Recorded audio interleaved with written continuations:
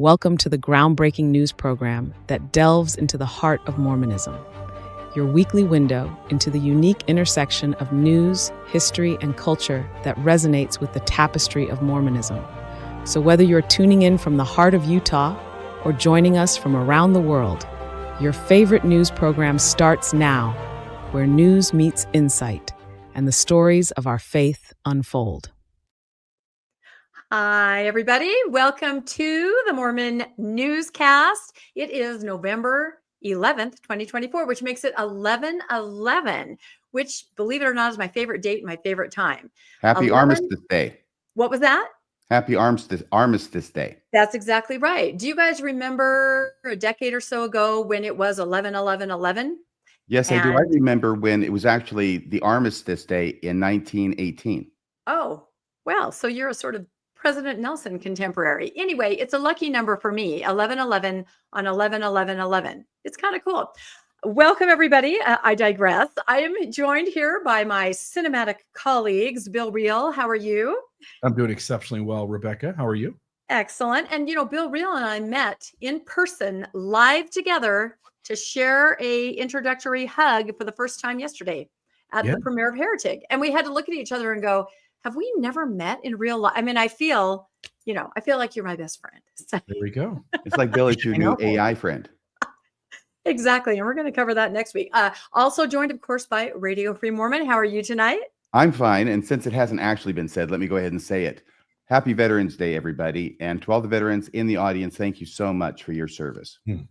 Yep, there it is. You said it with much more impact than I probably could have said it. But yes, happy Veterans Day, everyone. So, all right, we have a action-packed show tonight. We better just get started because this might go long. We have a lot of stuff to cover. It's going to be good. So let's review really quickly what it is that we are going to talk about. Okay, the first thing I have to say really loud is spoiler alerts in this episode. We are going to talk about the movie Heretic, and we've all seen it, and we're going to talk about it as if our viewers and listeners have seen it. So if you haven't seen it yet and you don't want anything spoiled, I'm going to say it again, spoiler alert. We are going to be talking about it as if we've seen the movie, and we're going to be talking about Heretic, and RFM will be covering that. Then Bill is going to cover Utah towns protest homeless warming centers. This is a really interesting story that's been sweeping social media lately. And then I, of course, I'm going to cover Fairview and the LDS Church headed to mediation, and also Lone Mountain, Cody, Wyoming, and more temple news. There was a lot in the last week. So we will let RFM lead off with Heretic. And again, spoilers. Catch this later if you have not seen the movie yet and you don't want things to be discussed that you haven't seen yet. Thank you very much, Rebecca. Yes, I went and saw this movie yesterday in Washington State. I know that you and Bill went and watched it yesterday as well, but in Utah, same movie, watched in different states, but we did it for the purpose of having this discussion this evening, which will be, at least my presentation part, will be more in the way of a movie review. This is Radio Free Mormon at the movies. Not only should you not watch this unless you want to hear spoilers in the movie, a lot of what I have to say probably won't make a lot of sense to you unless you actually have seen the movie. So I wanted to go through a few introductory or precatory comments. First, there's some pictures, though. There's, oh, look, it's RFM at the movies. That's RFM outside the movie theater before going in to see the show Heretic. Okay, next slide. No, I'm kidding. Go back. Wow. Why don't you? This is other things are in Utah. Everything else is in Utah. Why don't you tell us about those, Bill or Rebecca? Rebecca, go ahead. Oh, yeah. Well, John DeLynn, kind of at the very last minute, decided to host a premiere at a venue called Broovies, which is kind of a pub/movie theater. And so a lot of us canceled our tickets we had for Thursday night, had incredible FOMO as the rest of you were all seeing it and posting about it. And we got to go on Sunday afternoon. So John was there. The picture of me right there eating popcorn, I'm by the wonderful Martine and Lila. There's Bill. He was sitting in front of us with his lovely girlfriend, Teresa. And then after the movie, we had a panel discussion. You can see there in the picture in the bottom right where it was myself and Landon got up there on the stage and Bill too with John. And we just kind of talked about it and took some questions and comments from the audience. And it was really interesting. And John made the comment, this was so fun. He'd like to do it again if other movies come out that are relevant to the community. So stay tuned for that. Okay, very good. And that's windy with me. So going to the next slide. Plot synopsis for this movie. By the way, I had some precatory comments that I had put in a slide, and I thought that it was before these, Bill. It may have been somewhere else, and if it is, that's my fault. Can you go to the next slide after that? There we go. It's out of order. That's how you know I wrote it. Precatory comments. I saw this yesterday afternoon, the movie, with a notebook and pen in hand. In fact, this is the very notebook, the page turned down that I'm holding in my hand. 21 pages of notes. And it's not like it's really big or anything, the writing. The amazing thing is that I was very worried as I was writing this down that I would be able to decipher it once I got out of the movie theater, because it's hard enough for me to read what I've written when I can see what I'm doing. But I managed to be able to figure it out. I just put main concepts down and fleshed it out over several hours this morning into what is going to be a New York Times book review, I think. I also wanted to say I studiously avoided reading or watching anybody else's reviews of Heretic so as not to be influenced. So if your ideas end up being some of my ideas, I didn't steal them from you, I promise. And if my ideas are different from your ideas about the same thing in the movie, if you see it differently, that's number 4, right? I make no claim that what struck me in the movie is the only way to view this movie, only that this is how it struck me the day I saw it. Others will see different things, and that is all to the good. That is what makes film something more than just a movie.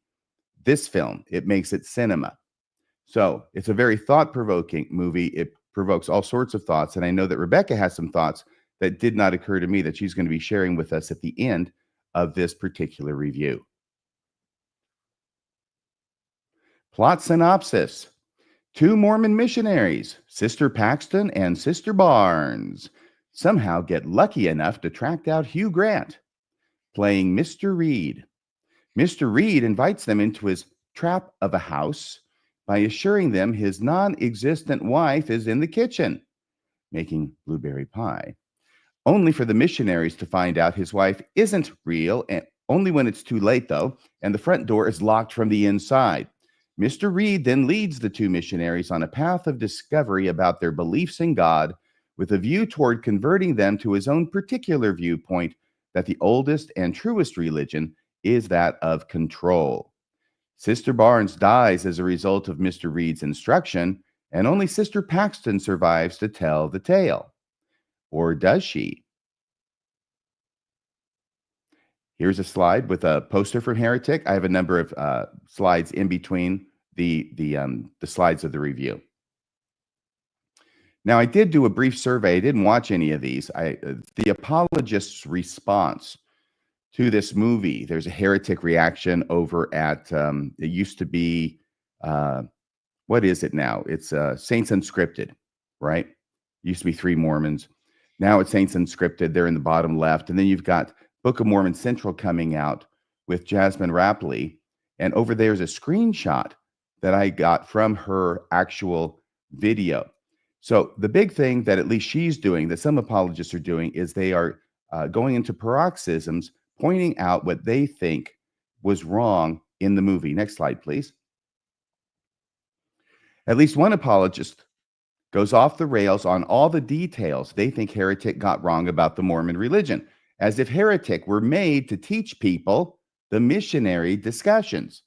This is like complaining about The Winter's Tale, which I believe you saw recently, Bill, because Shakespeare has a shipwreck on the shore of Bohemia, a famously landlocked country.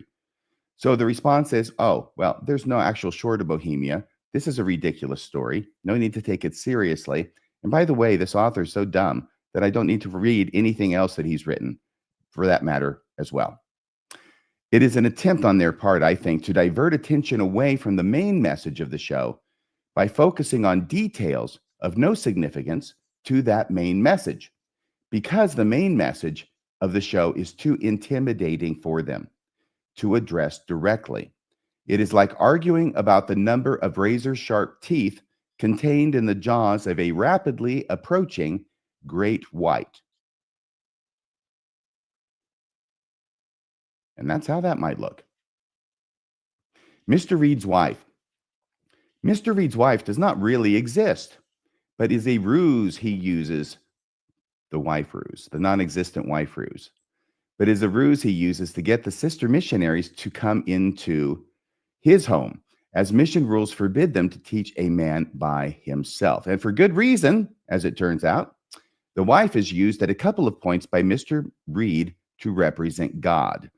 One of the missionaries asks Mr. Reed who built his house, and he responds, "My wife built it."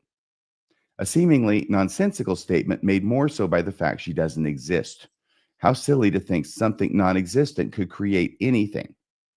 Also, when it has become clear to everyone that his wife is a fiction, yet the missionaries continue to need to believe she is real. And at that point, Mr. Reed asks them, how long, and against all evidence to the contrary, will they continue to believe that his wife is real? Oh, yes, the famous Burger King versus Wendy's controversy. I thought this was a particularly good part of the movie. There are many, many good parts of it, and that will be represented on the next slide.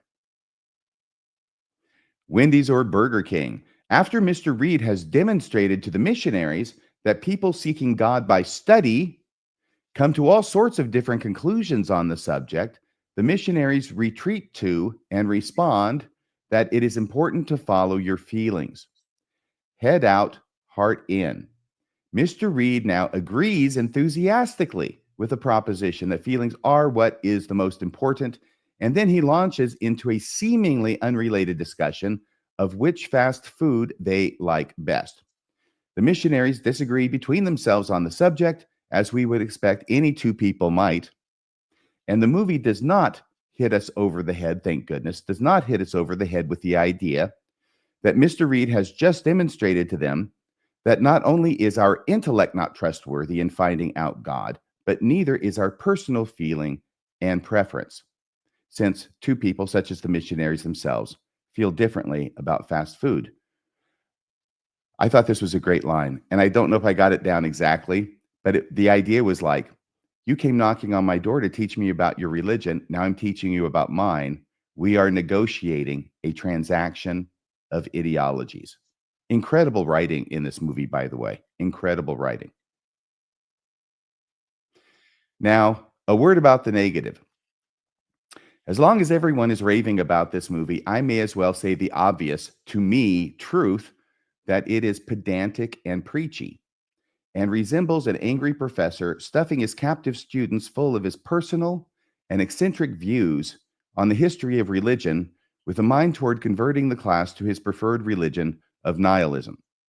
The brilliance of the movie is how it attempts and largely succeeds at concealing this from the audience by a number of means, including one, innovative and nonstop camera techniques moving around the main ensemble of three to give the illusion of motion to mostly static scenes. Two, Sophie Thatcher, who plays Sister Barnes, and Chloe East, who plays Sister Paxton, giving a real sense of fear and foreboding essential to the building of suspense. And number three, Hugh Grant. Hugh Grant turning in a splendid performance as Mr. Reed that must not only trade on Grant's famous and still very much in evidence charm, but also be so quirky and engaging as to compel us to be interested in whatever he happens to be going on about at the moment. Oh, yes, you knew we'd get to Monopoly, didn't you? Iterations of songs, board games, and religions. Mr. Reed demonstrates how Monopoly had an antecedent game, as well as subsequent versions that are specific and regional in nature. He also goes on about The Air That I Breathe, the song by the Hollies from the 60s, and how this was copied by Radiohead with Creep, and later still by another artist. He likens these to religion, continually copying each other and losing power with each iteration, talking about 12 different religions throughout the world and throughout time, each with a dying and resurrecting God, and pointing to pictures up on his wall. This line of thought would ironically undermine Mr. Reed's own form of religion as simply being the latest iteration, which will in its turn be replaced by something else. Hey, The Air That I Breathe, great song. The oldest religion? Mr. Reed has to avoid this obvious conclusion about he's positioned himself as the latest iteration of a religion that itself will be replaced by a subsequent iteration. He has to avoid this obvious conclusion by claiming his religion is not only the one true religion, but also the oldest religion, which we find out at the end is control. There is certainly some truth to this idea that religions exist to control other people, but at least as importantly for people to control weather and crops and relationships and war and all the things people cannot control by themselves. But people can attempt to control a God who has the power to control the weather. Hence, religion can develop with detailed practices of how to propitiate the gods to control those things we cannot. That's also a source of religion, a very primary source of religion, I think. But Mr. Reed contradicts himself elsewhere by claiming religion exists not to control, but to answer the terrifying questions of where did I come from, why am I here, and where am I going? There's the two missionaries. A lack of nuance. Whereas the desire to control is an element important to religion, so also is the need to answer the terrifying questions, both of which are mentioned at different points in the movie by Mr. Reed. It is not one or the other. Here it is, Mr. Reed's lack of nuance and need to be adamant and certain of his own conclusions, see the college professor analogy, that may be his greatest weakness. And indeed, we discover Mr. Reed cannot brook any opposition to his religious views when he unexpectedly kills Sister Barnes. And there's Sister Barnes in the basement. Sister Barnes pushes back. Sister Barnes is the one to push back against Mr. Reed when he is declaiming about how all the religions are the same as Christianity with their dying and resurrecting gods by pointing out that he has focused only on the she points this out. She points out that he has focused only on the similarities and ignored the differences, even going so far she does as to gesture at his picture of Horus on the wall and saying one of the gods even has a freaking bird head. I was glad to see anybody push back against Mr. Reed's didactic sermon at this point, and it took Sister Barnes to do it because Sister Paxton was too meek and mousy to say a word. And there they are again, those two missionaries. The religion of control. Mr. Reed marks two doors as belief and unbelief and says that one of them leads outside to freedom, and they are to choose based only on their feelings or prayer, which they believe.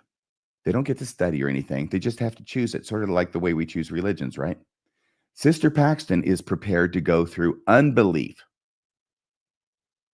trying to outsmart Mr. Reed. But Sister Barnes wants to be true to herself and go through the door marked belief. After finding out that both doors lead to the same oubliette after all, Mr. Reed sees he cannot control Sister Barnes and kills her. To the extent Mr. Reed represents God in the movie, and to the extent the one true religion is control, we see that in order to enforce this particular religion of control, all people who cannot be controlled must be eliminated. Does this have any application to modern day Mormons?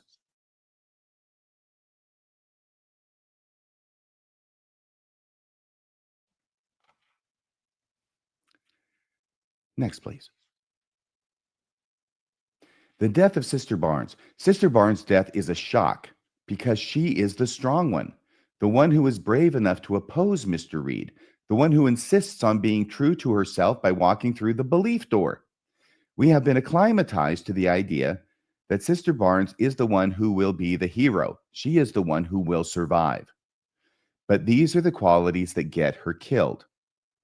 And we are reminded with a jolt that in real life, people like Sister Barnes' qualities encourage, people with Sister Barnes' qualities encourage are admired, but they are also often the first people in line to be hanged. It is meek and mousy Sister Paxton who comes up with a better way, and her way appears to be to play the game until the time is right. And by the way, that ends up being as big a surprise as Sister Barnes getting killed. Another word about nuance. It could be said that not only is a lack of nuance Mr. Reed's weakness, but also that of Sister Barnes. And it is this lack of nuance they share that leads to their deaths. Sister Paxton, however, can and does embrace nuance, talking at the beginning about watching pornography, willing to walk through the disbelief door, and subsequently playing along, and I put that in quotation marks, with Mr. Reed's demented game until the time is right for her to strike. The thing she said that I thought was brilliant to prolong her ability to have time to think of something to do and an opportunity to do it was when she said to him after her companion is killed and lying on the floor in the basement, "Teach me what you believe." It is Sister Paxton's nuance that gives her strength, the strength to survive in the church and in Mr. Reed's home on a mission as well. The strength to kill Mr. Reed, a strength that even Sister Barnes recognizes when she gives Paxton the dagger, because Mr. Reed is always looking at me. Remember, that's what Sister Barnes tells Sister Paxton and why it is that she gives her the dagger. There's probably more to it than that. She may have also recognized that Sister Paxton was the one who had the strength to drive it home. And then I said, it's amazing what you can do when you make yourself so small, you're not being watched. By the way, let me go to Bill there. You recognize the scene from the movie, I hope. Do you? Is this Lord of the Rings? Is that what this Yes. is? Yeah. That's Sam and Frodo in orc gear, making themselves so small and so harmless that they can destroy the Dark Lord that nobody else can. No one ever expects a hobbit to save the world. Or the Spanish Inquisition. Yeah. So going on. Oh, the way of water. This occurred to me this morning.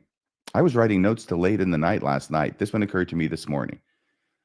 The way of water is important in Taoism, a religion Mr. Reed himself mentions, among others, during an early tutorial with the missionaries. As expressed in martial arts, water can be seen as the ideal. Quote, when an opponent attacks, the Tai Chi practitioner responds with softness. The strength of the assailant is not met with strength, and he should find nothing to attach his own strength on. Period. End of quote. Even as Sister Paxton represents the nuanced way of water, which will eventually defeat Mr. Reed, throughout the movie, Mr. Reed seems to have continual problems with water from the storm, apparently, outside, managing to leak through the roof and into his house. In this way, we can understand Mr. Reed's religion of control as being just as adamant and inflexible as any other religion, including Mormonism, and therefore just as subject to being overthrown by the way of water represented by Sister Paxton. And there's water doing its thing. Mr. Reed finds true religion. Almost done, folks, I promise. Mr. Reed finds true religion. Sister Paxton, having been put through this horrible physical and emotional ordeal, seeing her companion murdered, excuse me, thwarted in her attempt to escape and stabbed in her abdomen with a box cutter, collapses against the wall and begins praying to God. Even though, in a somewhat awkward scene, she makes it clear that she's fully aware science has demonstrated prayers don't really change anything. But maybe it's a good thing for people to use prayer as an excuse for thinking about somebody else every now and again. That's what I understood her to say at that point. As Sister Reed prays to Heavenly Father, giving him thanks for all the horrible trials that have happened to her, Mr. Reed, himself mortally wounded, crawls over to her with a beatific expression on his face as he sees in her the one true religion he had always sought, thought he had found, but in his final moments realizes he was wrong, and that Sister Paxton is demonstrating the real true religion, at least from the movie's perspective, right in front of him. And there's all the different religions in the world symbols. Not all of them necessarily, but a lot of them. The butterfly dream. I suppose it is obligatory in examining religion to also examine the nature of reality. And Heretic introduces this aspect with Mr. Reed recounting the butterfly dream. And then I wrote, not to be confused with the butterfly effect, a common mistake. That's what he says in the movie. And it is very simple. Once upon a time, I dreamt I was a butterfly, flittering hither and thither, to all intents and purposes a butterfly. Suddenly I awoke. Now I do not know, or I should say, now I do not know whether I was then a man, dreaming I was a butterfly, or whether I am now a butterfly, dreaming I am a man. And there it has the attribution, which I'm not sure I could say. The butterfly dream. The movie ends with Sister Paxton escaping into the sunlight and seeing on the back of her hand a butterfly, which then disappears and seems to have been a product of her imagination or her belief. It is Sister Paxton, I believe. I've seen the movie once. I could be corrected on this, but I'm pretty darn sure it is Sister Paxton who says earlier in the movie that when she dies, she will come back as a butterfly and will land on the tip of a person's finger. She's very clear about that. It will be on the very tip of the finger, not any other part of the body. It has to be the tip of the finger, so it will signify to the person that this is she in a resurrected or reincarnated form, that this is she coming back from the dead. It will be on the tip of a person's finger. This butterfly that occurs at the end of the movie could be Sister Barnes, now dead. But it wasn't Sister Barnes' belief that she would come back that way, or even her idea that she would come back that way. It was Sister Paxton's belief. Is Sister Paxton's belief influencing what she is seeing as the disappearing butterfly appears to suggest? The fact it disappears and it doesn't flit off, it just sort of fades out of existence while she's watching the back of her hand. And what are we to make of the fact the butterfly does not land on her fingertip, but on the back of her hand? Is it Sister Paxton's belief that causes her to fail to notice this slight irregularity as surely as she recognized the slight misplacement of the prophet's head on the table earlier? And just to make that clear, is it Sister Paxton's belief that the butterfly should be on her fingertip to signify it's Sister Barnes that causes her to overlook the fact it's not on her fingertip, but on the back of her hand?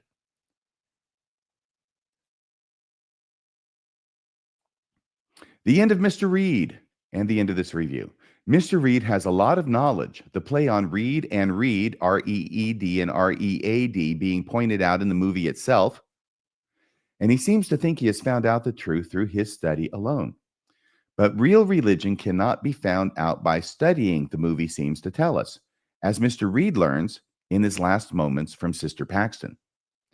And all Mr. Reed's disdain for dying and resurrecting gods early on in the movie, and later his demonstrations of resurrected humans, of trying to resurrect humans who adamantly remain dead, all of that is turned on its head when Sister Barnes does figuratively resurrect after being murdered by Mr. Reed, only to save Sister Paxton from Mr. Reed by hitting him in the head with a piece of wood containing 3 protruding nails.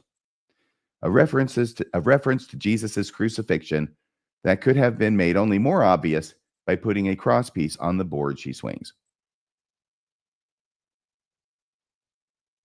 Always look on the bright side of life. Conclusion. There is much that could be said about Heretic, and I am sure much has been and will continue to be said about it. What I have said is not everything that has occurred to me, and I'm sure others see things in it that would never have occurred to me, or may see things I interpret one way in a completely different way. This is one of the hallmarks of a work of art. Heretic is a thought-provoking movie. The creators have certainly done their homework, not only about Mormonism, but about religion and God in general, and monopoly. Heretic can be congratulated on presenting a story that can seem one-sided at the outset, yet lends itself to nuanced and even contradictory interpretations as well. I give it 2 thumbs up, way up. Am I getting applause? Oh my gosh, thank you so much. You like me. You really like me. Rebecca, you have some very important thoughts to share about this. Well, my first thought is that I've talked to so many people and texted and messaged with so many people that have seen this, like dozens. It's all anybody's talking about. And everybody seems to have a different take on it, which, as you said, this is the hallmark of an extremely provocative movie, which that particular studio is known for. I don't know if any of you guys have seen Lighthouse. Oh my goodness, so many great movies come out of that studio, but everybody sees something different and they seem pretty confident and secure that that's how it is. But then you talk to someone else and they're like, no, this is what it is. So it's almost like, what does an elephant look like, right? Everybody's touching a different part and describing something. So, and everybody's point of view is completely valid because you take, yes. I'm sorry. I thought it was a period. Go ahead. Oh, I just wanted to ask you because I wanted to lead into what you have to say because we talked about it after I did the slides this morning, shortly before the show. And honestly, from my point of view, I'm a guy. I have been for most of my life. And the fact is that when the two missionaries who are sisters come to the door and they get inside and everything happens and now they're, locked in basically. I saw that really as just the setup for the main point of the movie. We got to get the sister missionaries there. We got to get them in there in a position where they can't just leave, and, but my perspective was very different from yours, which found an overwhelming, maybe the overwhelming meaning in it in those first few scenes. Yeah, no, that's absolutely true. And that's why, as far as the symbolism and everything else, I've given that just a little bit of thought. And it really, I was completely surprised at my reaction to this movie. And like you said, just the first maybe like half an hour, because I knew what it was about. I mean, I'd seen the pictures, I'd seen the trailers, the missionaries go in, they're stuck. Just like you said, I was overwhelmed by the reaction that I had with those little vulnerable sister missionaries, even standing at the door, just prepping themselves to go in. I was overwhelmed with this protective, maternal feeling that I was like, don't go in. I mean, honestly, my heart was beating. I was thinking of my own missionary children, they're boys, but I had the same feelings. I knew they were in really not great situations and they were there for a reason that was important to them. But to me, I knew it didn't mean anything and they shouldn't be there. So that was the number one feeling. I was very disturbed, very anxious, very angsty, just with the protective mode of just don't go in. Your gut feeling is telling you don't go in there. And yet you have a mission, literally a mission, right? That overrides everything that your gut is telling you. And so you go in. And then the other thing that just sort of devastated me, I saw myself so in Sister Paxton, just that pleasant, just doing whatever you have to do, even when it's so obvious that you are in extreme danger, that you're just like, would it be okay? Could we maybe, I was upset. I was angry because I recognized that in myself, how I was in the church the whole time. You don't speak up. You don't say anything. It's the kind of attitude that ends you up in a bishop's, room with a shut door, learning how to masturbate. It's that kind of stuff, and I make a joke about that, but that's true. You just go along with it. So I was like so upset at the first part, just that when the rest of it started, and I was watching and there was the horror and the allegory, but I didn't really take that in because I was still thinking about that first part of the movie. Those actresses did it just perfectly. And that's exactly what it is. They knew they were in complete danger, but they're looking at each other and they're just kind of, okay, we have to keep going, And I know that especially Anthony Miller, he was there where Bill and I were at Broovies, and he put out a really provocative review today about it. And his perspective is a little different than mine about Sister Paxton, because I saw myself so much in her. She did have a lot of nuance. She was questioning, wondering. She was smart. She knew things in the movie. She was also very willing to just do whatever it took, which is kind of what you do to survive in the church as a woman, at least from my perspective in the 70s and 80s. You want me to go through the disbelief door? Okay, sure, I'll do that. I'll go through the disbelief door. Inside you have your own thoughts and feelings, but outwardly, in order to survive, you're going to do what it takes. It's not until you are pushed to the extreme limit, and this is seeing your companion die, spoiler, and, really coming to terms with the danger that you're in, that she finally kind of woke up and started to use her intellect, started to use everything she had, use that power of nuance to save herself. And I, in my own mind, said, God, that's like a faith crisis. A person who's going with the flow, shy, demure, taking everything that comes. Eventually, there's a point, whatever it is, that pushes you to that point where you wake up. And that was my interpretation. So I need to see it again, because I literally was just thinking about all of that through the whole second half. And I wasn't paying attention to a lot of the other allegory, which I need to go back and look.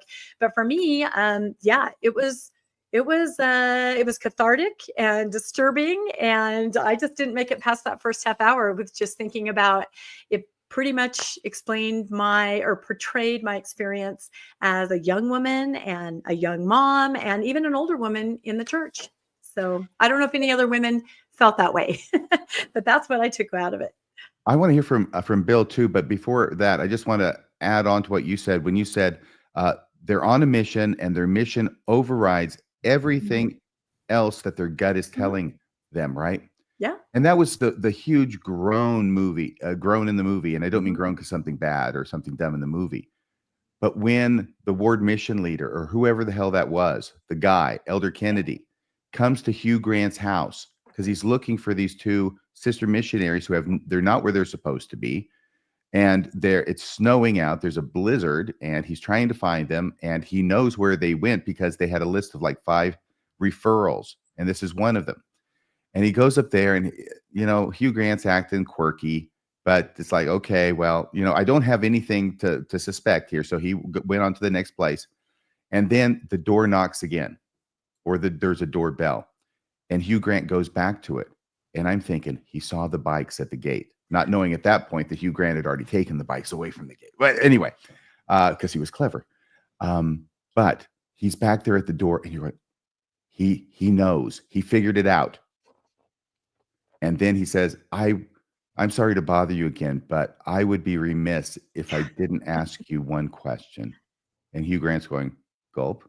Okay, what? And Elder Kennedy, an adult man, produces a pamphlet from the church and says, would you like to know more about the Church of Jesus Christ of Latter-day Saints? Or would you like to read this or whatever the hell it was? And Hugh goes, oh, yeah, sure, absolutely. I'll read this very thoroughly. And the guy leaves. And that was another illustration, right? That was like, oh my God. Oh, because this guy thinks giving this crazed murderer a pamphlet about his church is so important that he can't see what's right in front of him.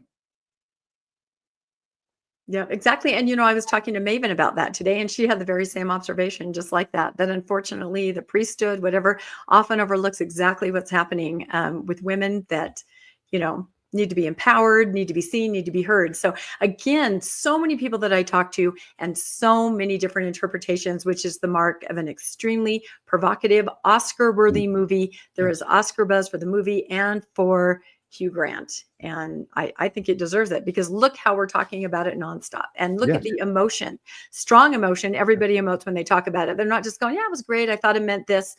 Like, people are really talking. Yes. Yes, absolutely. Bill, did you have something you want to add here? A few things. No, you're good. A few things. So the movie starts off as a psychological thriller. And I really thought we were going to get through the whole movie with Hugh Grant really doing nothing that he could be criminally prosecuted for. Like, my front door's locked. There's nothing wrong with that as long as I can get you all the way through the house and you go out the back door and you're fine and nobody actually hurts you. And I thought the whole movie would be about sort of faith or disbelief and sort of cornering these two sisters into deconstructing their religious beliefs. When it turned into a horror movie, I was not ready for that. And it caught my body off guard. I felt a lot of things as that happened. And I usually am not bothered by horror movies. There's very few scary movies that I'm actually have any sort of emotion inside me that my body's telling me to be scared in any way. But this one got me. What was the first thing that happened that turned you? Oh, it was the throat getting slit. I mean, it goes from a psychological thriller to a horror movie like that. Yeah. The next thing I notice is the title of the movie, Heretic, in reality, all three characters are heretics. One is using birth control, so she's sexually active. One doesn't believe that prayer works. And the third one claims to sort of be an atheist, but then he uses the same techniques that religion uses. And so he's a heretic of sorts as well. And so who is the heretic? It really is all three of them. I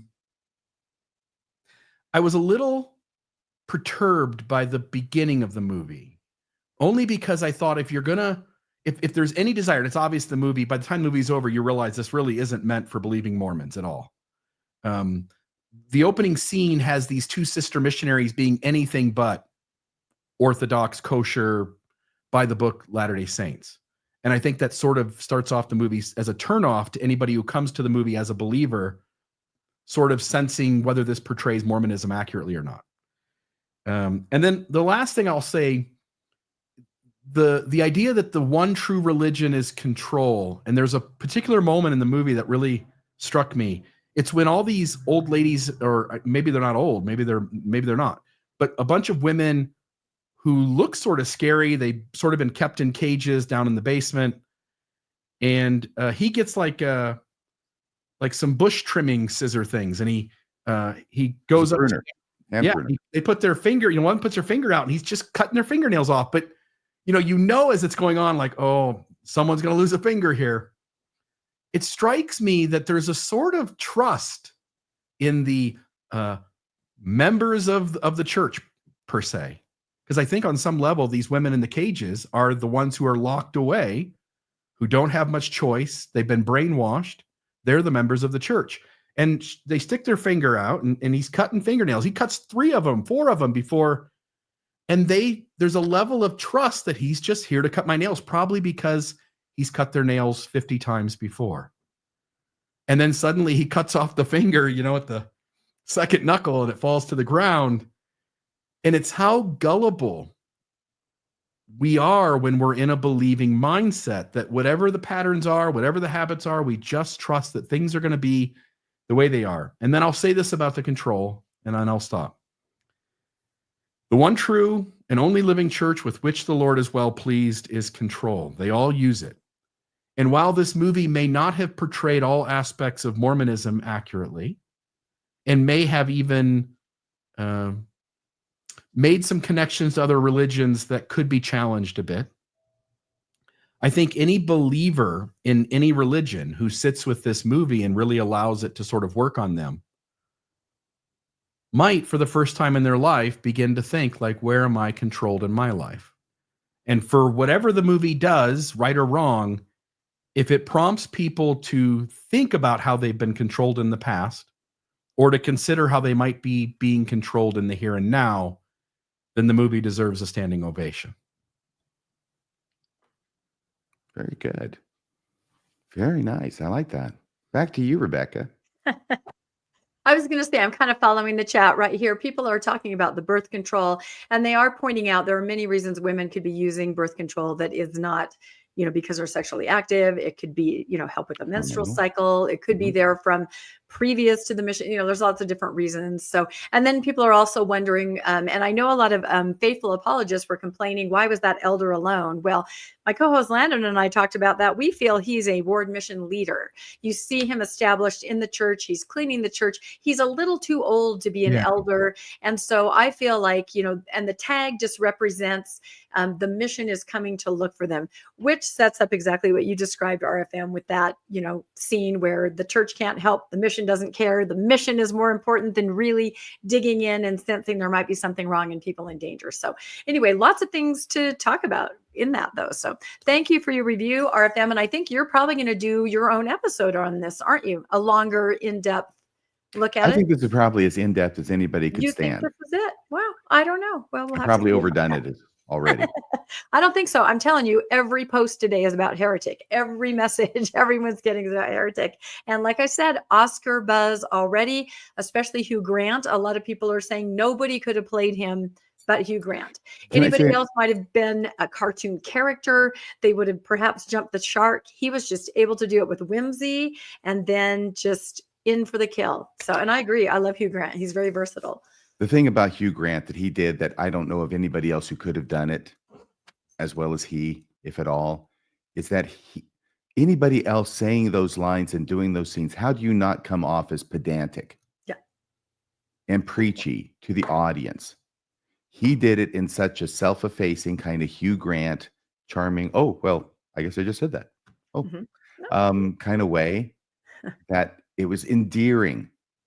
And if I had had a professor like that in college, I would have been the happiest college student in the whole state of Texas. Yeah, I think it's endearing until your throat is slit with a box cutter. Isn't that how it is? Whether that's a metaphor or not, I don't know. So, all right. Well, there'll be more, I'm sure, that comes out about Heretic, and I believe this buzz will continue well into the new year. So that's great. And I did find out today that the phrase Fanny Alger has jumped in searches on Google. So already people, I'm guessing it's not post-Mormons that are looking that up because we're familiar, but never Mormons, maybe some faithful Mormons are wondering, what was that line Hugh said? Who's Fanny Alger? So yeah, I posted a graph if you guys want to check it out where the line's kind of like, whoa, on November 7th, it just skyrockets. So this movie has given everybody a lot to think about. You know, we're going to have to hand it back to you, but honestly, that does make me think all of a sudden, not only do I not look at it from the point of view of a woman, like you were able to and tell us all about, I didn't look at it from the point of view of being a true believing Mormon who goes in there and hears this stuff for the first time. I'm just sitting there looking at it going, oh, that was well put. He knows about that. That's good research. Okay. And looking at how it's affecting the sister missionaries, but not coming to it as an audience member going, he's got to be making this shit up. Yeah. And that's when you go to Google. And that's when we all know what happened. So we'll see. All right, Heretic. I think we did an excellent job, RFM. Now we're going to move on to Bill, who is going to talk about, teach us what is a warming center and why are people so upset in North, Salt Lake area. Yeah. So let me start off by saying there was an article in the Daily Universe. This was on October 15th. And it just said that warming centers in Utah County are open for the season. And a warming center is some place within a community where when the temperatures get to a certain point, the local government, either statewide or county or city, have made declarations that they're, and this isn't just Utah, this is in Montana and Wyoming and all places all across the country, that there is a mandate that communities need to have warming centers for when the temperatures drop to a certain point. For instance, in at least the cities in Utah that I did the research on, the number that they came to, the arbitrary number they came to was 18 degrees. So anything 18 degrees or below, there needs to be a warming center open where homeless people will be provided transportation to the warming center and be given a place to stay warm through a really cold night. And in Utah, this came about because of House Bill 499. And again, there's a little bit of just the kind of superficial data on it. The Salt Lake Tribune had a quote on it that said, beginning in 2024, counties with a population of at least 175,000 will all be required to create winter response plans for unsheltered residents.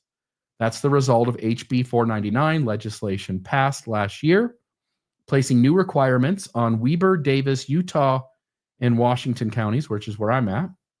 The Tribune previously reported bill sponsors crafted the legislation in response to increasing need across the states for homeless services. And in the Kaysville, Utah area and Fruit Heights, Utah, they are obligated to put in a warming center. So the Mountain Road Church stepped forward and said, we'll do it. We will have a warming center. We'll have it be at our church. And they were willing to sort of man it and sort of head that up. And what happened was it caused an uproar. People in a predominantly LDS community just were up in arms about having a warming center in their city. So whether it was Fruit Heights, whether it was Kaysville, they wanted to avoid it. So Fruit Heights mayor is accused of trying to keep the homeless warming center quiet.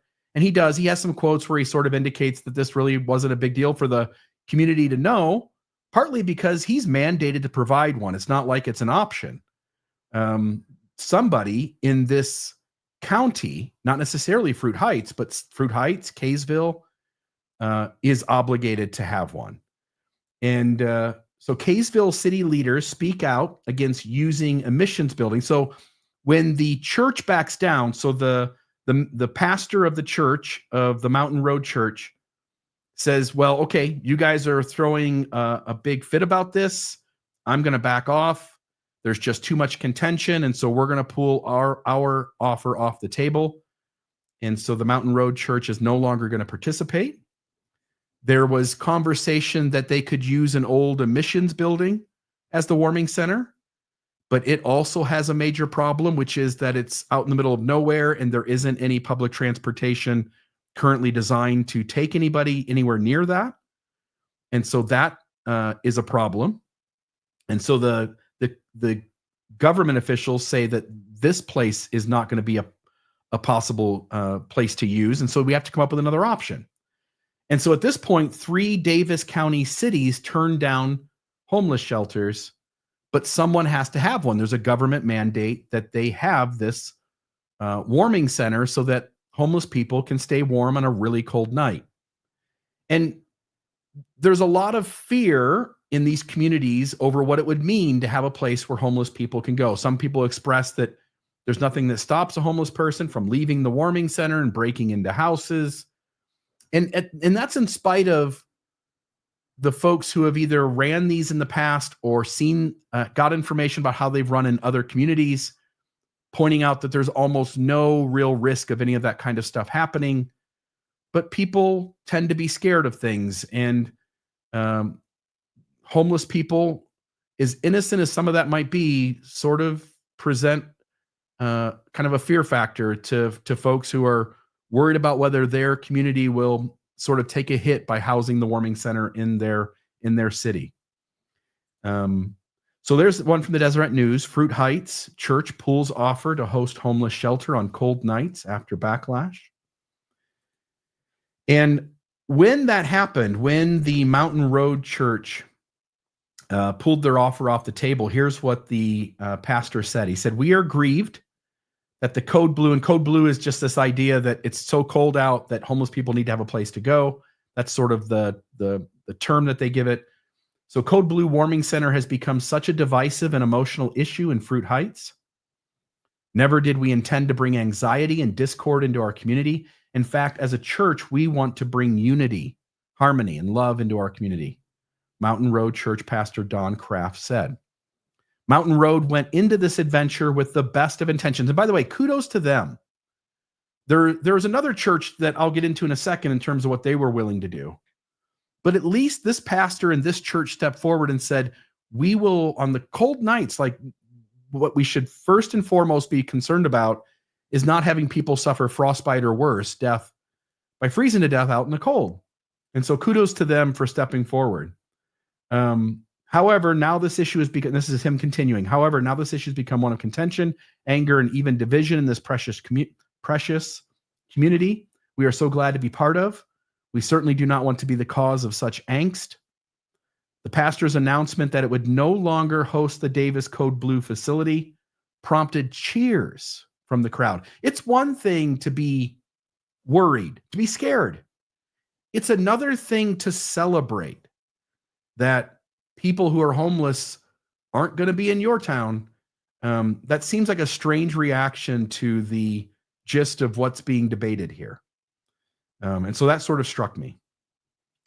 And then, not there, but I wanted to say, I was actually going to put I forgot to do this. I was going to put an image of the LDS Church here, but when the LDS Church was asked, and we all know this in the post-Mormon community, but when the LDS Church is asked about these kinds of things, and they've said it for a long time, it's not just this moment in time, it's been decades and decades where the church has refused to ever allow its buildings to be used in any way that assist the homeless with housing or staying warm.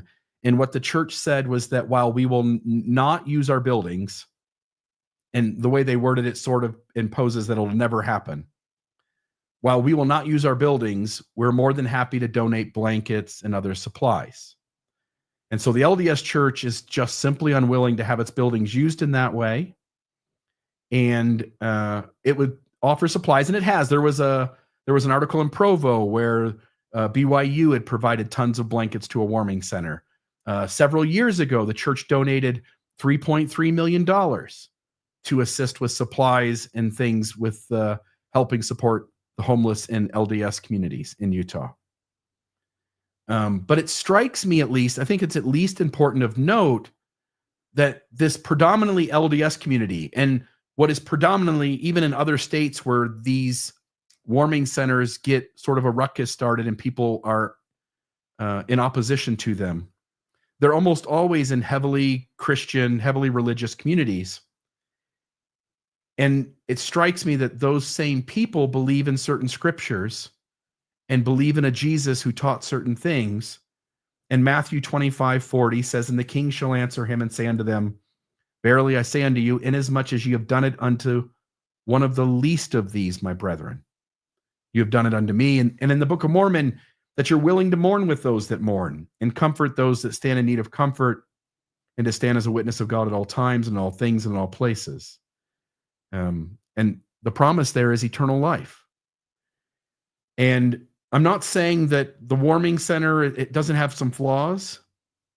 What I am saying is that no person without a place to sleep should just be left out in the cold on a cold winter night to suffer frostbite or to suffer death by freezing to death because people are scared of things that, at least on some level, aren't as true as they would like to think they are. Back to you, Rebecca. Yeah, that was great coverage on that. This is in the area where Landon lives, and so he's very familiar with the demographic and everything. And I'm going to channel a little bit of Mosiah here. I have 3 words: tax exempt status. Okay, there's a reason churches are tax exempt. That is to be that stopgap, grassroots, on the ground, where you provide services like this because you're in the community and you know firsthand what they need. Why does a church have a tax exempt status if they're not doing things like this? There's no reason for it. So I echo what Mosiah and others are saying in the chat. I don't know if you guys remember last year in Provo, it made quite a bit of news where a homeless individual either walked in or broke into a steak center in Provo, and he found some chicken nuggets and he warmed them up and he was eating them. And they arrested him and threw the book at him. This is in an LDS church, and just really bad press on that too. And someone in the chat said, "Don't eat my nuggets." And that's exactly what it is. But I just question the tax exempt status of churches if they're not willing to perform that function that they are awarded and afforded the tax exempt status for. And I know that's simplistic, but it's something that I think we all need to think about, because while the LDS church did say we'll give blankets and things like this to actively have people in the community stop the others who are trying to fill in that gap and actually provide a warm space, that's just unconscionable to me. And Landon, my co-host, made a point in the chat that when the Fruit Heights Temple is announced, they will be at that city council meeting to turn over every zoning code, to turn over every regulation, to do whatever it takes in their neighborhood to get that temple built. And that's not right. RFM, do you have any thoughts? My thoughts are pretty simple. 18 degrees is pretty freaking cold. That is bone achingly cold. And I'm talking about my experience with it being outside on the few days in Western Washington where it gets that low, and being all bundled up and with gloves on, and it's bone achingly cold. I cannot even imagine having to spend a night outside in that kind of weather. Yeah. Yeah. We'll just hope you never end up in Kaysville Fruit Height area. So hopefully we'll get some good news on that, because it is only getting colder. Today was kind of a warmish day, but the cold front is moving in here where we are. So, all right. Any more thoughts on that? And then we'll move on to temples. That's on a lighter right. note. Yes. On a lighter note, temples? You think temples are a lighter note? RFM, have you not been listening to me rant about temples for the last I was 2 thinking years? better than death by freezing or killing sister missionaries. It is. And it actually is a good segue, because now we're going to talk about what people will do at any cost to get these buildings passed, right? All the city council, town council meetings they go to, everything they manipulate. So again, it's Tut Temple update time, and I'm going to breeze through a whole bunch of them because there's a lot. So this will be really fun. Hold on. It's going to be a bumpy ride. The first one, of course, is our darling of the temple building, the McKinney, Texas Temple. Fairview, Texas. This is the ginormous 173-foot tall temple, 43,000 square feet in Fairview. It's the only town that we follow where the town council unanimously voted, no, we're not going to do this. And that happened back in August. So since then, if we go to our slide, I do know that, you know what, let's watch this news story really quick, and then I'll go into some other things if we can play this, Bill. Town of Fairview has now agreed to a non-binding mediation in its dispute with a religious group and their plans to build a large temple in a residential neighborhood. It's a controversy that we've been following for you for months. Our JD Miles telling us about the effort to keep this fight out of court. Think twice this size of a building. Fairview Mayor Henry Lesner stands outside the town hall talking about an issue he says has consumed him for 3 months. That issue is whether the Church of Jesus Christ Latter-day Saints, currently located down the street on Stacy Road, should be allowed to build a new 43,000 square foot temple as high as 65 feet with a spire well over 150 feet in a residential neighborhood. I mean, we don't like to be crosswise with a church of any kind. So, we'd like to see things happen, but we do have a really large issue in our town, and they're coming in and they're trying to set aside our zoning ordinances. The mayor sent this letter to residents this week announcing that the town has scheduled a mediation next week with attorneys for the church, saying we hope to negotiate with the LDS Church to either scale down the current plans to fit in the neighborhood or move the temple to a location in the portion of the town zoned for commercial use. Speaking with us today, the mayor called leaders of the church bullies who think they are above the law. One of the things I always like to do with the LDS folks that come here, especially the ones from Salt Lake City, who, they're not familiar with the area. So I like to take them up on our 4th floor and have them look out at our town. Look out in the daytime when you see nothing but trees. In August, the town denied a building permit to the church, which sent us this statement about the upcoming mediation. The church looks forward to meeting with the town representatives and working with them on ways to meet the community's concerns, while at the same time protecting the church's religious liberty rights. The church has an online petition with 14,000 signatures in support of the new temple, which it says will give their growing membership more room to practice their faith. The mayor says the town has started a legal defense fund in case mediation fails to resolve the dispute, and the battle over what would be Fairview's tallest building goes to court. In Fairview, JD Miles, CBS News, Texas. And this is what we call Fairview, the little town that could. Boy, that Mayor Lesner, we just absolutely love him. Now, I do know that the LDS Church has kept the pressure up these last 2 months, and litigation is always just kind of back there in everybody's minds. And so the mayor, if you can go to the next slide, as they talked about in the news story, there he is, Mayor Henry Lesner. He sent a letter out to everybody in the town, and I got a copy of the letter. And if you go to the next slide, this is what struck me so interesting. Here is the the website for the town of Fairview, right? Typically on a town, you'll see, sewer, soccer signups, cleanups, Christmas tree takeaway. What do you see on this town's page? First of all, a letter from the mayor where he's trying to tell everybody how they're fighting a church. And second of all, please help us. Please donate. I just thought these things are so out of place on the website for a town when you should just be normally functioning with your civic duties. Not this town. They're in gridlock over the LDS Church and this temple. So I was going to read the letter. I'm going to read just a part of it. If you go to, let me see the next slide. And then the next one, because I think we got the gist of it in the story. And then the last one, those are some pictures of the wonderful Fairview residents. So let's see. Oh, you know what? Anyway, it doesn't matter. I want to just stress this. To continue to show our good faith, town leaders have agreed to participate in non-binding mediation with church representatives.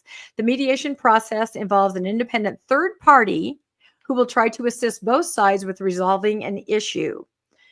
This is going to be interesting to see because I picture the mediator sitting there and the church says, well, God told us to. how do you mediate that? I mean, if that's their argument, which it is, there's really no wiggle room on that, is there? So anyway, they just go on to say that it's important to stress that while private parties can reach a resolution through mediation, because Fairview is a municipal government, any proposed agreement would only be considered in a duly noticed public meeting by the town's council. So no matter what mediation says, they're going to have to take it through the same process of notifying people and having a meeting. And then the last thing they do is they talk about their defense fund, which they have set up. The town council has recently approved the creation of a zoning defense fund to protect the town if there is litigation. I urge community members and any other persons who believe in our cause to consider contributing to our zoning defense fund. And you can go to fairview.org, the town site, to find out. And if you go to the next slide, I included the barcode here in case anybody wants to pause here and, and contribute to this. But again, the irregularity of this, a bill or RFM, have you ever heard of anything like this? A town fighting a church, putting together a fund. It's just crazy. No, when you were writing that letter from, what was it, Bill, the Mountain Home Church, or what was it that was? Mountain Road? The Mountain Road Church that was going to allow the warming center, and then there was the neighborhood upheaval, and so they said no, and they wrote the letter saying they're not going to do it. Because why? They didn't want to cause all this division amongst the community. And I'm sitting there looking at that and saying that should have been the letter the church wrote to Fairview over this whole temple thing. Yep. Yeah. I don't know. We still have hope that, cooler heads will prevail. The PR seems to be so out of control in a negative way. Maybe as we speak, they're, coming up with some plans that are more like the Yorba Linda Temple that would fit nicely there, and they could start everything tomorrow. And like I like to say, our ordinances should not stop your ordinances. Just make it fit, and you can start building tomorrow. So anyway, that's Fairview. You know what my prediction is? What? You know what my prediction is? What is it? This will come to nothing. I know. That's my prediction. There's no mediator in the world that's going to be able to bring these two parties together. I just hope the mediator goes, what the hell? It makes me think of Lone Mountain. They had a lobbyist who went in there, and after kind of dealing with them went, I've never seen anything like this. There's no budging anywhere on this. They are set in stone. And that's what this is too. I almost feel like it's a PR move. There are faithful members who are kind of grumbling a little bit, questioning what's happening there. And the church can say, look, we tried. We went to mediation. We tried, right? A non-binding mediation is really no more effective than a phone call. Yeah. Between the There's parties. no lawsuit. You can't resolve it between yourselves. A mediator's not going to be able to do it. Exactly. That's what I think so too. But the pressure's on behind the scenes, the pressure that the suit is coming. And this is something the town officials have said, okay, we'll try this. We'll do anything to not go to litigation, but we will if we have to. So we'll keep watching. Option. Yep. The one thing that struck me is when he says the people come from Salt Lake, he's talking about church officials, right? He takes them up to the fourth floor of the building. Yep. They look over the landscape, and he says, look how much of an obstacle that church would be, how much it would stand out like a sore thumb. And the church leaders are going, that's exactly what we want. Yeah. It's not a bug. Building to stand up higher than all the others and to stick out like a sore thumb. I was just on my way back from northern Utah. I'm passing through Cedar City, and there's the temple right up on the hill all by itself. It's what the church wants, and every place it can get one is a temple that nobody can avoid seeing standing out and sticking out like a sore thumb. Because if you can't avoid seeing our temples, you're more likely to join the church. Yeah, I think so. I'd like to hear anecdotally, has anyone been driving and said, what is that? I must drive toward it. I must find out a way to go in. I just wonder if that's ever happened. No. Most likely, I think people go, what the hell is that? There's stories about that in the 70s with the Washington, D.C. temple. This is where they learned it. I'm not kidding. Prior to that, the temples were just kind of there in the neighborhoods. Yeah. Washington, D.C., they got so much positive PR that they thought, this is interesting. I don't think anybody actually did it, but there was discussion about spray painting on the side of the temple in huge letters, Surrender Dorothy. Yeah, you see that meme all the time. No. Yeah. All right, Fairview. Can I say one more thing, Rebecca? What? Can I say one more thing? Yeah. This whole incident, it's a great point to demonstrate that Mormonism is really about outward appearances. And I'll make my point this way. you can be a really good person and not be a Mormon. And you can be a really good Mormon and not be a good person.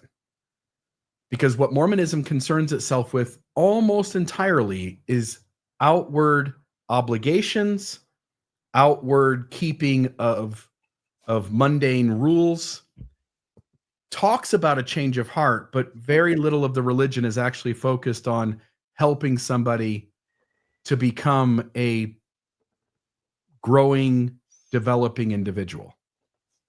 Yep, 100%. That's exactly right. So, which is why it's such a mystery to all of us as we see this temple building and what it means and what it does to communities. Okay, Cody, Wyoming. Here we go. Just a smaller temple, 10,000 square feet, 101-foot high spire. If we go to our next slide, we did report on that stealth groundbreaking that they had. And as you can see, after that, equipment moved in, building has started. Everybody thinks, oh, we're done, right? Wrong. Go to the next slide. And we touched on this last time. They're headed to the Supreme Court. I don't think people realize how tenacious these residents in all these towns are. The announcements that you see about building and things being approved, this does not mean there are not things happening behind the scenes. So in the case of Cody, Wyoming, and I hope that our family will chime in on this, the Preserve Our Cody neighborhood's first brief is due tomorrow on November 12th. And then there's a mandated 30 to 45 day response time with the LDS and the POCN kind of going back and forth with response briefs. The neighborhood will have the final say with the very last brief, and then they'll schedule a conference and a hearing in the Washington State Supreme Court, and then eventually a decision, but not until summer of 2025 probably. What does that mean to you, Arthur? Maybe you can help us understand that a little bit. Well, first off, I think you said Washington. I know you meant Wyoming. Oh, sorry, Wyoming.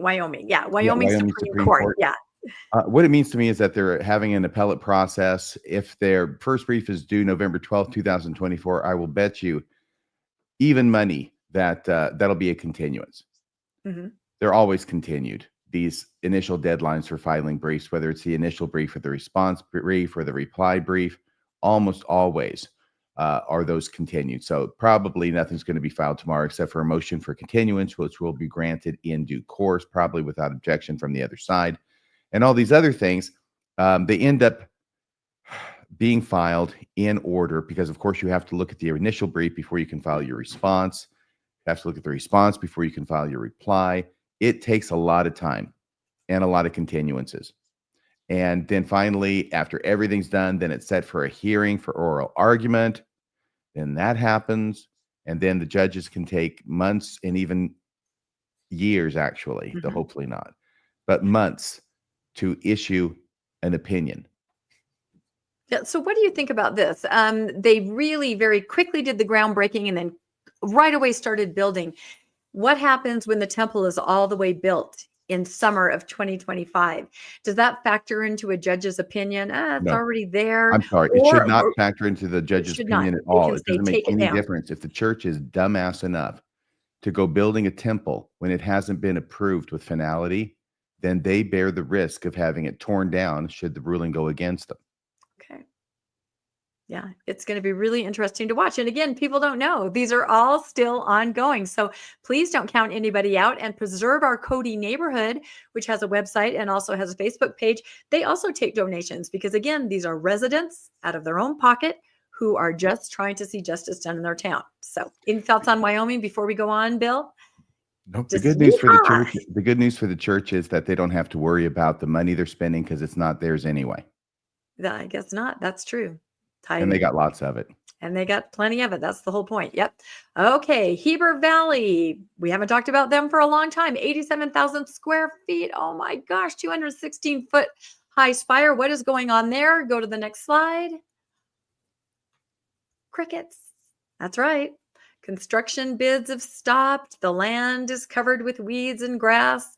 It's silent there. There's nothing. There is a lawsuit going on from the residents there, but nothing on the docket. Nothing has happened. It's just absolute crickets. So we'll see.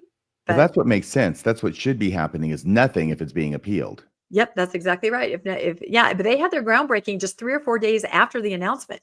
So it's kind of interesting that you can break ground and then go through all that and now crickets. So, okay, Lone Mountain. Again, you guys may not realize this. The residents there are also launching lawsuits saying that there was irregularities in the unanimous decision by the Vegas City Council to build the temple. There's all kinds of things going on in all of these towns as they keep on keeping on. So I think we have a little news story on Lone Mountain quickly here. Yep. Look at that temple. Oh my gosh, look at the size of that. Lawyers for a church are seeking to intervene in a lawsuit against the city of Las Vegas just ahead of another vote on a religious temple next week. Thanks for joining us. I'm Denise Valdez. And I'm Brian Loftus. 8 News Now reporter James Schaefer has what court documents show and why the church said they don't believe city attorneys can't adequately represent their interests. Brian, Denise, the Church of Jesus Christ of Latter-day Saints is saying they can do something the city of Las Vegas cannot: defend against religious discrimination. Tonight, an update from what court documents show and where newly elected officials stand on the issue. And those motions pass. The city of Las Vegas's final vote was only the beginning of legal action against the city council. But for 2 months, the LDS Church has been attempting to intervene and fight for their property, arguing in court documents the city does not adequately represent their interests, adding the church has a unique ability to cite possible religious discrimination from a denial of their temple. I've done a number of meetings with the neighbors in that area, and I think Victoria will agree they're very angry. After the church's initial attempt to intervene, Shelley Berkeley, now City of Las Vegas mayor-elect, said she had met with the community filing legal action, responding during an 8 News Now mayoral debate. With the people that I met with, they seem to think that the next mayor could magically overturn the vote. And I explained to them that now this is in the courts will decide, but it was a unanimous vote and that cannot be overturned. One of those arguments in the ongoing court battle is that the city colluded with the property owner before the vote. Lawyers for the LDS Church arguing that the rural group failed to even mention the name of the organization which allegedly was colluding, which does appear to reference the church. This all ahead of the next vote for the property regarding an easement. If denied, residents argue it could stop the temple in its tracks. Now, the judge has not yet decided if the LDS Church can intervene. However, they have apparently done so in similar lawsuits in Texas and Wyoming. The next vote on the site will go before the Planning Commission this Tuesday. Reporting live from the newsroom, James Schaefer, 8 News Now. James, thanks for that. The LDS Church did respond to 8 News Now regarding this vote. And in part, it reads, the item is a land use entitlement request to vacate U.S. government easements in response to a condition imposed by the city of Las Vegas. The current agenda item does not change any aspect of the approved project. All right, I will decipher that for you very quickly. So, of course, unanimous vote, yes to the Lone Mountain Temple, the Lone Mountain Temple. That's right. Gosh, they all get mixed up. I can't even remember anymore. Yeah, exactly. But a lot of the people who voted, people in the city council, the mayor, new election, it's been flipped, right? There are new people there. So some of the residents are like, well, can't you guys just go revisit this? Those of you that didn't get campaign contributions from the church's lawyers, and the mayor's trying to explain, no, that's not how it works. It's now in the courts. Now, there's a very interesting thing going on. Some of the residents question a small parcel of land connected to this temple development that they're going to run sewer through, saying, has it even indeed been annexed into the city? That's kind of problematic. So there's an easement that the church is trying to get removed so that they can use that parcel for the same purpose. And that's going to be coming up tomorrow night at a council meeting. Now, as I understand it, they were supposed to notify residents right there in the immediate area, like 1,000 feet, that this was coming up for the meeting, that the easement, they were requesting it be lifted. Nobody, or not the right people have been notified. As I understand it from the residents, they're not getting the information. So this is going to be a hot meeting. We're not exactly sure what this has to do with the temple project. It's involved. It's a little mysterious, but I'm going to be watching that meeting. So any thoughts on that news story, RFM, as far as the legal side of it? The lawsuit is still ongoing. We'll just say that. And the church is trying to align itself with the city to use its deep pockets to fight the residents who are fighting out of their own pockets. And they do that. They did that in Heber, and I think they tried in Cody, or they did in Cody. You think they're using city funds in order to finance the church's being part of it as an amicus? I don't know, but I know that the I wouldn't church is, expect so. I yeah, would the expect church there'd has be requested paid to lawyers, be listed with the city Right. as, yeah, exactly, which is standard is what they do. So, Yes. yep, interesting. So keep watching Lone Mountain, everybody. We'll see what happens at that meeting. Are you going to be live streaming this tomorrow? No, not this one. Not about the easement. So Okay. not this time. One thing I would add to this is you're seeing communities push back. Big time. The only way the general public is going to win is if every community does this going forward. If you do not think the LDS church or your city government are playing by the rules, then you figure out how you fight it. And if the church is fought over and over and over and over again, eventually there'll be enough egg on their face that they'll have to do something different. Either follow the law. Yeah, either they will spend too much money beyond what they would like to be spending on these things, or the public opinion will become so negative that one of those two things have to happen before the LDS church decides to back down. How is there nobody with enough sense in the top leadership of this church to let them know that this is what's happening? Yeah. That the church is being hated because of the way the church is acting about these temple shenanigans. Yeah. It's a good question. We really can't understand at all. We know they watch news, broadcasts like this, and we know they hear our reporting and read the stories. So I don't know. I guess maybe we're like ants, right? Just ants squish on the ground. All right, we have a couple more really quick ones and kind of interesting ones. I couldn't let it go without mentioning that, of course, as we talked about last time, the prophet, age 100, dedicates the church's 200th temple. They call it House of the Lord. I'm still going to always call it a temple. It's another phrase I refuse to use. And this is the Deseret Peak, Utah temple. If you guys missed our Mormonish episode about the true story behind this temple, you can catch that. It's on our YouTube channel. Very, very interesting. If you go to the next slide. So he was there dedicating in person the temple. The thing I love the most about the article in the church news is it says, during the day, the temple's copper-plated central spire reflects the sunlight. At night, the lights of the temple stand out against the dark backdrop of the mountains. Of course, they stand out. It's all you can see, and you're killing the birds. And anyway, don't get me started, but they announced that as if it's something to be proud of. And there's a picture of the Deseret Peak Temple, Utah Temple. So And anyway, of course, President, and it's funny because in the meetings where they're trying to get their temples approved, they talk about how the light is not going to be an issue. Exactly. And they're proud here. That's what I'm saying. Yeah. It's so funny. There it is. So interesting. President Nelson, again, they talked about how the Lord has told them to build the temple. That's why they're doing it. And why they need so many temples is for the second coming, more of the dialed up apocalyptic second coming rhetoric. Kind of proud of that AI. It's like Jesus with a volcano exploding behind him, sort of a thing.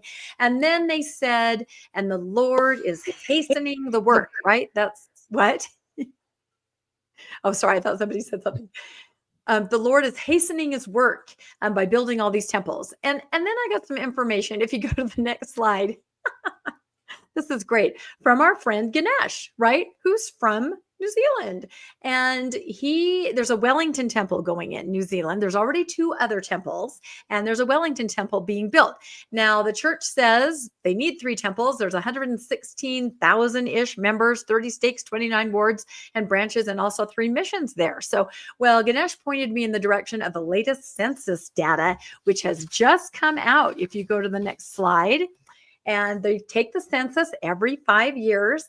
And so what we learn from this is that in the last 5 years, 225 people have joined the LDS church to increase their number. It has increased by 225 people in the last 5 years. Now, granted, some of these other religions have decreased, and this is self-reported on a census. And I find that anywhere people self-report religions, there's sort of a disparity between the church's numbers and the self-reported religious numbers. I mean, what do you see there? The church said 116,000-ish. What do you see, RFM, as far as how many members self-reporting that they are LDS?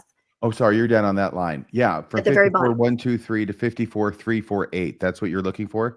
Yeah. The church says there's 116,000 members. How many does the self-reporting census say? And keep in mind too that I'm sorry. a little less than half of that number. That's right. A little less than half. That's exactly Okay, I'm right. sorry. I wanted to answer the question. Sorry. Yeah, That was the question. You did it. We don't have to talk in specifics. What were you going to say, Bill? Just that 54,000 includes less active members who are proud of being Mormon, just not going. Mormon, yeah. But the ones that don't they don't self-identify as Latter-day Saints almost certainly are not, with a high propensity, are not involved, or don't consider themselves Latter-day Saints. They're not participating. It is weird how the church always uses anybody on the rolls up to 110 years old, by the way, if they can't find them. It is sort of a strange way to justify what things need to be used. That's what it. the use of things will be. That's it. We need 3 temples because of this. Yet self-reporting is half that number. Reminds us of last week or the week before where we talked about Belgium. And there was a cult watching arm of their government in Belgium that said, we don't understand why you're inflating your numbers. It was a red flag, right? Why are you saying there are more people than there are? So anyway, I just put this up there to show hastening the work. I'm not sure. And Third Temple, Wellington, I don't know. Membership is not quite what they say. So, all right, let's go to our next one. Okay, this is hilarious. I went to Thrive over the weekend. This is a big gathering. It was in Lehigh. I met so many people. If you hear my voice a little raspy today, more than normal, I talked nonstop to people, Mormonish viewers, people that loved the newscast. I had so many people come up to me and say, I love the newscast. I love those guys. So we got a lot of warm fuzzies from that meeting and meeting all these wonderful people. Hi, everybody who I met. Anyway, this one woman came up to me and she said, I live in Elko, Nevada, and they're building the Elko, Nevada Temple. And I'm like, yeah, I hear that it's almost done. You know, it's almost complete. And she goes, yeah, well, it's right next to a golf course, the Ruby View Golf Course. And I'm like, well, that makes sense. They tend to build them in affluent areas. And then she said, there's a problem with the 4th hole. Okay, so right then I got out my notebook. I'm like, what? Tell me more. Apparently, the 4th hole is too close to the temple. It's going to cause a distraction. It's going to cause some noise when people yell, 4, or, you know, swearing, throwing their clubs. So this woman told me that the church had asked if they could not use the 4th hole anymore. I don't know if that means you have to relocate it or what you have to do. So that, of course, sent me straight to AI. If you go to the next slide, because I thought, how awesome would this be? This is Landon, my co-host, joke, the Holy of Holies, of course.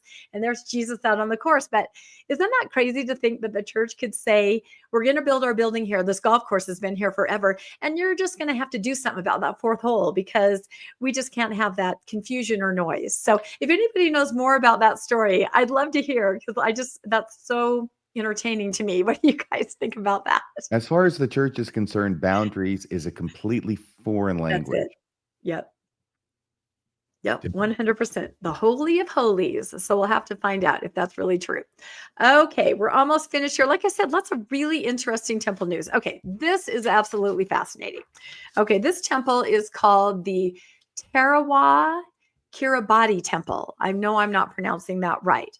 It was announced in 2020. The groundbreaking and dedication of the site was in 2024 November. It's just a smaller temple, and it's going to be built, and I'll show you some pictures later, on this kind of little strip, Pacific Island. And at the groundbreaking ceremony, it says, today's breaking of the ground is symbolic of planting a giant coconut or a breadfruit seed. It will produce the greatest harvest we have seen or can conceive of for generations. And he goes on to talk about that. At the end, he says, the temple that will be built on this spot will provide great protection from the storms of life. If you go to the next slide, it's interesting to see that instead of the golden shovels here, they use sort of a more, looks a little more natural. Traditional? Traditional, sort of tribal shovel. I thought that was kind of interesting. And so they will protect you from the storms of life. Okay, so let's go to the next one. Yeah, not real storms, by the way. Just storms of life. No, this is what I'm trying to say. Okay, this will give us the protection against the storms of life. Hold on, I'm going through my thing here. And here's what's really interesting. Okay, so then I came across this post where somebody says, the church begins construction on the most daft temple ever. Do you guys know what daft means? Daft? Daft. I love Someone that calls word. it daft. I know. I'm so happy someone called it daft. This person knows. They said Kiribati is going to be the first casualty of global warming. While Kiribati streets are being moved and homes relocated as the sea level rises, the church just held its groundbreaking ceremony. The temple lot is a narrow, flat, 3/4 acre section on Tarawona next to the Jehovah's Witness Kingdom Hall. If you can believe that or not, that's what that's a picture of right there. And just a foot above sea level. The back of the temple parking lot will be against the sea on one side, while the road in front of the temple lot is against the sea on the other side. No basement is possible, meaning that the necro-baptistry cannot be below ground as the church has maintained in the past. In 20 years, access to the temple will require a canoe. Nature has a harsh way of dealing with global warming denial. So I read that and I thought, what? Could this be true? Would the church build a temple on a piece of land that is, that people know is sinking or is not going to be around in a couple decades? And That's can the see people in Heber. Yeah, exactly. That's it. It's all about the water. It's very important. Yeah. In one place they're pumping it out and in another place it's coming in. But you can see that narrow neck of land right there where they're going to be building it. And it is right next to the Jehovah's Witness Kingdom Hall. And if you go to the next slide, I have some pictures of what it actually looks like. Yeah, there you go. Look at that. Isn't that interesting? So I did some research and it says in 2008, 12 years before the announcement of the temple, the Kiribati government officially acknowledged that their country will soon be gone. Okay. So this is years before the temple was announced. The government itself says this is happening. And they have requested Australia and New Zealand to accept all of its citizens as future refugees. It is sad and twisted kind of. Anyway, somebody goes on. So what year will it sink? Did some more research. The eastern part of Tarawa is called the North Tarawa and the southern part is called South. That makes sense. In 1999, the two islands, once part of North Tarawa, disappeared underwater. Both were uninhabited. According to the World Bank, 18 to 80% of North Tarawa could be underwater by 2050. So we're just talking about less than 2 decades, 2 decades away. Let's go to the next slide.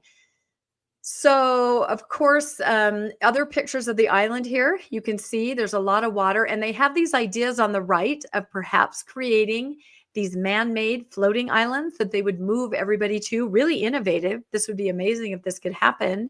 If you go to the next slide, of course, I thought, what would it be like to have a temple that ended up underwater, a Mer temple? That would be nice. What do you guys think about this? Why would they build a temple in an area that is so compromised? What I think is get back to me in 20 years and we'll talk. You don't think it's going anywhere, even though they've asked the government has asked other countries to take the citizens in? All I'm saying is get back to me in 20 years and we'll talk. And that's it. Yeah. I think, RFM, I won't put you on the spot here, but the debate is whether global warming is a real thing or not, right? And the debate is whether it's caused by man and whether man can do anything about it. Right. But either way, the risk of putting the temple in a place where if global warming is man-made or not, if it happens. But I will say this, I think this is an important thing. This emeritus LDS general authority believes in climate change. He's not sure other top leaders do. And this was like a month ago. I saw this today. Sorry, go ahead. I saw this today. And when you guys started talking about this temple being built and global warming, it reminded me of the story. It is former church historian, trying to find here, but it's Elder Snow. Yeah. I'm trying to find where they put his name. Stephen E. Snow, former church historian, emeritus general authority. His quote, "It would be a good thing for them to do," talking about taking precautions and starting to be a voice for global warming, said Snow, who is a passionate environmentalist. But the 17.2 million member Global Faith is a, quote, big organization that can move slowly, and many in the leadership do not share the opinion that I have about climate change. That's perfectly appropriate. So Elder Snow is saying the top leaders don't believe in it, and that may be sort of why you're seeing your story, which is they don't care where the temple goes because they don't believe that's going to happen. Yeah, or they think perhaps that the second coming will happen and then the temples will all be protected. Maybe it's kind of a vote of confidence that we can put it wherever we want. Or maybe someday there'll just be a steeple sticking out of the ocean. Maybe that's why there are such tall steeples. I find there to be a lot of similarities between the global warming predictions and the second coming predictions. There you go. We'll see. Like you said, talk to us in 20 years. Okay. Do So you this think story. the top leaders believe Jesus is coming back soon? Oh, yeah. Oh, I think they I do. can't read their minds, Bill. I think they do. Oh, all right. Some of them I do. know some of them Stevenson are and talking Nelson. about it an awful lot. That's what I was Sure. going to say. Stevenson and Nelson dialed it up at the last conference. Okay, so this made me remember this little known thing. I don't know if you guys know about this, but I knew about this. Have you heard of this before? I knew. I read the book. You read the book. The temple ship proposed by David O. McKay. There was somebody else that had the idea. And this guy, David O. McKay, went to the first presidency and they said, and this is in Greg Prince's book, they said the proposal offered 1,000-ton vessel could be purchased and remodeled for $2 million and operated for about $500,000 a year, cheaper than any other temple at the time. Okay. And the ship would be able to sail both the high seas and large rivers, including the Mississippi and Missouri, and repeat its circuit every year. This is what they're saying. We can have so many people go to the temple. It's just on a large boat. However, the first presidency, it was N. Eldon Tanner, Alan Dreyer, and Joseph Fielding Smith, were less than enthusiastic due to various questions of temples being built outside the states of Zion and the curse placed upon the water. That would not be good, right? You can see where that's not going to work. The curse on the water in the last days. And there would be such an urgent push for temple work in remote places, since most of these temple works would be accomplished in the millennium. We don't need temples in these places. It's all going to happen in the millennium. So a very different point of view. But if you go to the next slide, had to go over to AI just to see what a temple ship, the Lord's boat. If you want me to sing it, I can sing it. The Lord's Let's sing it. boat, right? Soon Promise we'll be salvation making for another run. everyone. Yeah, I mean, I made up the whole song. Call me. So there it is, going from And give her port to credit port. this time, dang it. That's right. It's my Yes. song, The Lord's Boat. So, Don't be stealing any more of Rebecca's songs, Colt. You know what we're talking about.